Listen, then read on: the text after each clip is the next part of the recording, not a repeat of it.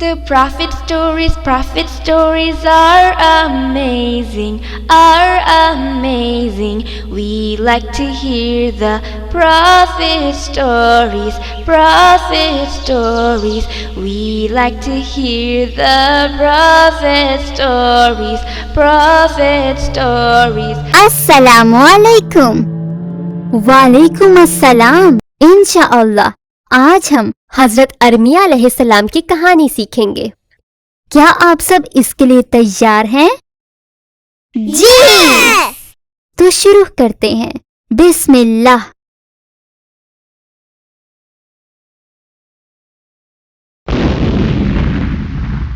हजरत सुलेमान अलैहिस्सलाम की वफात के बाद तकरीबन 300 साल गुजर गए थे.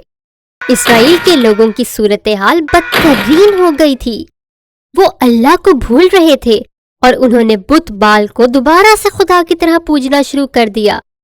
यहाँ तक कि उस वक्त उन्होंने बहुत से पैगंबरों को भी कत्ल किया. लिहाजा अल्लाह ताला बनी इसराइल पर बहुत गुस्सा हुआ. अल्लाह ने उन लोगों को और उनके शहरों को तबाह करने का फैसला किया. लेकिन उन्हें आखिरी मर्तबा खबरदार करने के लिए अल्लाह ने हजरत अरमिया अलैहिस्सलाम या जिन्हें अंग्रेजी में जरमाया अलैहिस्सलाम भी कहते हैं बनी इसराइल की हदायत के लिए भेजा. बनी इसराइल ने क्यों हमेशा बुत बाल की खुदा की तरह इबादत की? क्या बुत बाल की कोई तारीख है? हजरत मूसा अलैहिस्सलाम की वफात के बाद बनी इसराइल ने आखिरकार फलस्तीन में बुत परस्ती शुरू कर दी. और बहुत पहले से ही वो लोग बुतों की पूजा करना पसंद करते थे. उन्होंने एक मर्दाना बुत बनाया था जिसका नाम ईल था. उन लोगों का मानना था कि वो बुत उनके तमाम बुतों का बाप है और उसकी शक्ल गाय की तरह थी. उस बुत की एक बीवी भी थी जिसका नाम आशिरा था, जिसे वो लोग बुतों की माँ मानते थे. उन बुतों के जोड़े के 70 से ज्यादा बच्चे और पोते पोतियां थी. उन्हीं में से एक बुत का नाम बाल था, जिसे बारिश और नशोनुमा का खुदा समझा जाता था और जमीन और जन्नत का खुदा समझा जाता था. लिहाजा बुत बाल को सबसे ज्यादा ताकतवर खुदा समझा जाता था. उस बुत की 2 बीवियां थीं. उन लोगों ने उनमें से एक को मुल्क के शमाली हिस्से में रखा हुआ था जिसका नाम मंतूत था, और दूसरी बीवी को लोगों ने मुल्क फलस्तीन के जनूबी हिस्से में रखा हुआ था जिसका नाम अशरत था. इन दोनों बीवियों को प्यार और बच्चों की पैदाइश का खुदा समझा जाता था. कुछ वजूहात की वजह से बनी इसराइल के लोग इन बेवकूफाना कहानियों पर यकीन रखते थे. ओह, ये तो बहुत अजीब है. वो कैसे इस बात पर यकीन कर सकते थे? यही वजह है कि अल्लाह ने हजरत अरमिया अलैहिस्सलाम को बताया कि वो बनी इसराइल को तबाह कर देगा. हजरत अरमिया अलैहिस्सलाम ने रोना शुरू कर दिया और बनी इसराइल के लिए मगफिरत मांगी. अल्लाह ने उन्हें कहा कि वो बादशाह और बनी इसराइल के लोगों के पास जाएं और उनकी इस्लाह करें कि वो अच्छे बन जाएं और अल्लाह को अपना सच्चा खुदा माने और अल्लाह के कवानीन की पैरवी करें. हजरत अरमिया अलैहिस्सलाम ने लोगों को समझाने की कोशिश की कि ये उनके लिए आखिरी मौका है, वरना वो तबाह हो बर्बाद हो जाएंगे. लेकिन बनी इसराइल के लोग बहुत बुरे थे. उन्होंने आप अलैहिस्सलाम की नसीहत ना मानी. यहाँ तक कि उन लोगों ने उन्हें झूठा कहा. लेकिन आप अलैहिस्सलाम ने तो उन्हें वक्त के साथ साथ बहुत मौजज़े दिखाए थे ना, वो उन्हें झूठा कैसे कह सकते हैं? कुछ वजूहात की वजह से बनी इसराइल बहुत मगरूर हो गए. उन्हें मौजज़ात दिखाने पर भी कोई फर्क नहीं पड़ता था. वो इस बात पर यकीन ही नहीं कर सकते थे कि अल्लाह उस पत्थर के गुंबद या हेकले सुलेमानी को तबाह भी कर सकता है. जैसा कि आप जानते हैं, आज के दौर में ये दोनों मुकद्दस चीजें बैतुल मुकद्दस या मस्जिद अक्सा में मौजूद हैं. वो बादशाह बहुत मगरूर था.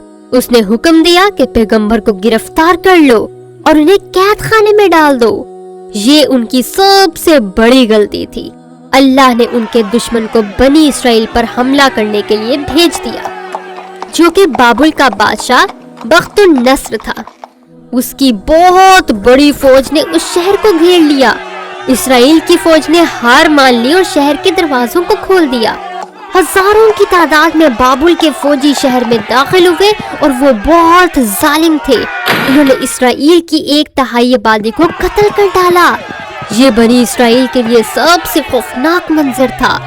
وہ سرزمین لوگوں کے خون سے بھر گئی. ہر طرف لاشیں ہی لاشیں تھیں. بابل فوجیوں نے صرف معذور اور بوڑھے لوگوں کو جانے دیا، لیکن بدقسمتی سے وہ لوگ بھی ان کے غلام بن گئے. انہوں نے بنی اسرائیل کے تمام گھروں کو تباہ کر دیا، یہاں تک کہ انہوں نے ان کے خوبصورت قلعوں اور مندروں کو بھی تباہ کر دیا. بابل کے فوجیوں نے ان کی تمام مہذب کتابوں کو تورات سمیت جلا ڈالا، یہاں تک کہ ان کا بچوں اور عورتوں کے ساتھ بھی بہت برا رویہ تھا. یہ بنی اسرائیل کے لیے بہت خوفناک دن تھا. اللہ نے بنی اسرائیل کو اتنی بڑی سزا کیوں دی؟ حضرت اسرائیل علیہ السلام کی قوم اللہ تعالیٰ کے لیے بہت مہذب قوم تھی.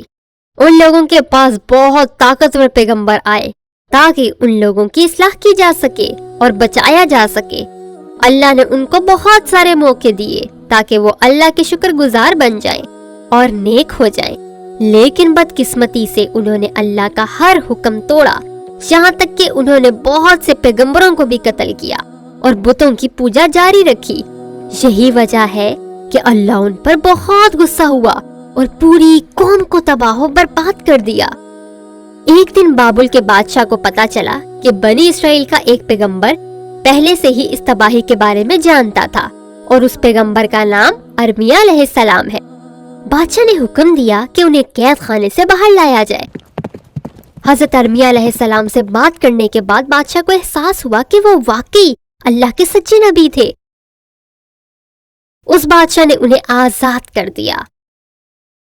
اس پورے شہر کو تباہ کرنے کے بعد بابل کا بادشاہ دوبارہ اپنی سلطنت میں گیا اور اپنے ساتھ بہت سے قیمتی خزانے، مرد، عورتیں اور بچوں کو ساتھ لے کر گیا. کچھ مورخین کہتے ہیں کہ اس نے تقریباً 70,000 مرد اور عورتوں کو اپنا غلام بنایا. اس کے بعد بنی اسرائیل کا ایک نیا دور شروع ہوا. حضرت ارمیا علیہ السلام نے لوگوں سے کہا کہ جو بھی اسرائیل کے شہر میں موجود ہے وہ تمام اپنے گناہوں پر شرمندہ ہوں اور اللہ سے معافی طلب کریں. انہوں نے لوگوں کو یہ بھی بتایا کہ اللہ ان لوگوں کو متحد رکھنا چاہتا ہے اور اس شہر کو دوبارہ سے آباد کرنا چاہتا ہے، لیکن بہت سے لوگ اس تباہ شدہ ملک میں نہیں رہنا چاہتے تھے. ان لوگوں نے دوبارہ سے پیغمبر کا حکم ماننے سے انکار کر دیا اور اس طرح وہ تمام لوگ دنیا کے مختلف حصوں میں پھیل گئے. ان میں سے کچھ ہجر، طائف اور مدینہ ہجرت کر گئے اور باقی کے لوگ مصر اور مختلف ملکوں میں چلے گئے. لیکن حضرت ارمیا علیہ السلام نے اسرائیل کو دوبارہ آباد کرنے کی پوری کوشش کی. کچھ مورخین کہتے ہیں کہ بعد میں وہ مصر چلے گئے اور وہیں وفات پائی، لیکن اللہ بہتر جانتا ہے. جانے سے پہلے آپ کو یاد کروا دوں کہ ہمیں آپ کی مدد کی بہت ضرورت ہے. آپ یا تو ہمیں ایک ہی مرتبہ ڈونیشن کر سکتے ہیں یا ہر مہینے ہمیں ڈونیشن دے سکتے ہیں.